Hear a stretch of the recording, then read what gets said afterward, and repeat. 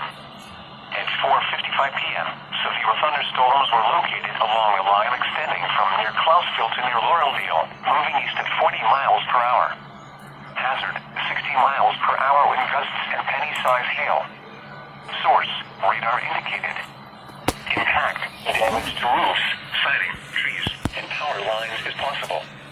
Locations impacted include Allentown, Reading, Easton, Bethlehem, Forks, Emmaus, Wyomissing, Northampton, Quincytown, Wilson, Hellertown, Nazareth, Kutztown, Hamburg, Fleetwood, Laureldale, East Greenville, Bath, Topton, and Leesport. For your protection, move to an interior room on the lowest floor of a building. In addition to large hail and damaging winds, frequent cloud-to-ground lightning is occurring with these storms.